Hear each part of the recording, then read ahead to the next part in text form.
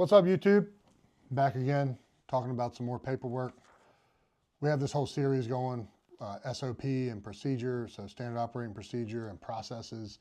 And over the course of the next 6 months or so, we're probably going to have my entire company's document file for free on the internet to download.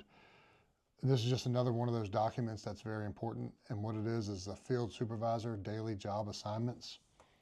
And how we work is that we have the field supervisor's name, the date that the job's being done, and this gets filled out every single morning. In the process of our business, we give out work orders to our guys every day, and each supervisor has a set group of guys that they're responsible for that day. And on here, what they write down is the field employee that's working for them, the job name for where they're going. For our job names, we use the address. Doesn't mean you have to do it that way, it's just how we do it. Also on here, it says the expected days on the job. So if it's a 1-day job, it'll say 1. If it's a 2-day job, it'll say 2. If it's a 3, 4, 5, and so on. And then next item over, current day on the job, which is important. If it's a 1-day job, you want it to be 1. If it's a 2-day job, you don't want it to be more than 2. But you do run into that, and you run into overflow. And this is where this sheet comes into play, so that we can track the jobs and the flows of the jobs, not just on our big board in our office, which is where everything mainly is, but not everybody can see that board all the time. I can. I have access to it from a Ring camera, which we'll talk about a Ring setup and how to use your office efficiently later in another video. But for these guys in the field, so that they know where they're at, you can't expect a field supervisor to remember every single job every single day when they're changing over people and jobs day in and day out, day in and day out. So they need this reminder to say, oh, that's right, this is day 2 of this 2-day job. We got to get this thing knocked out. So as we go on the sheet, I'll explain to you how they're going to do that. But next thing on the list here is going to be the truck, which we have, all of our trucks have nicknames.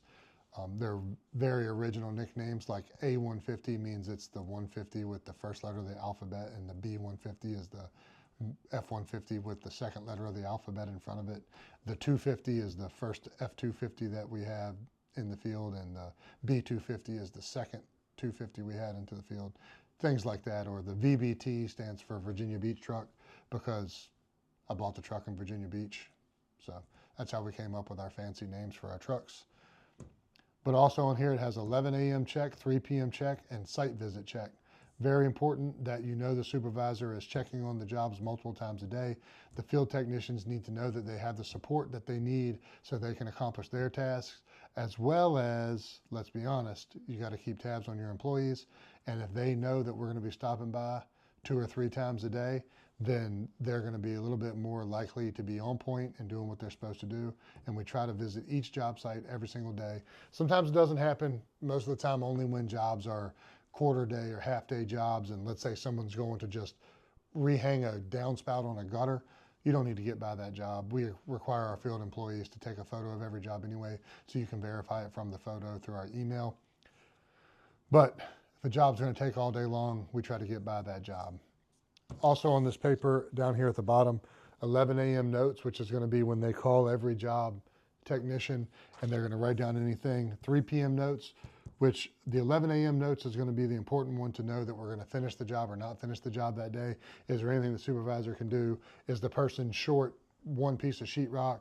And if they get that piece of sheetrock they're going to finish, then maybe the supervisor can go grab that sheetrock and drop it off to them, so they don't have to take the hour and a half it's going to take to pack up the truck, go to the store, come back, all those things.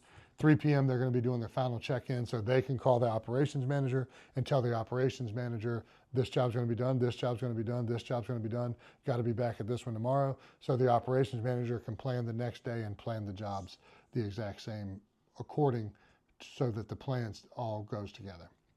Site visit notes, simple. They just write on here anything they see when they're walking around the job that needs to be discussed the next morning or that afternoon when they talk to their supervisor. And all of it goes in line with all the other papers that we're releasing and letting you download, so that over time you can build a process and a machine that moves forward and works together. So you have a cohesive unit, everybody's working together, and everybody knows exactly what they're supposed to be doing. That's it. That's another video brought to you by Beyond the Estimates. Please like, comment, and subscribe for more. If you have anything you'd like to hear about, anything in your business or my business that you have a question about, please ask it. Love to make a video about it. And I look forward to talking to you next time.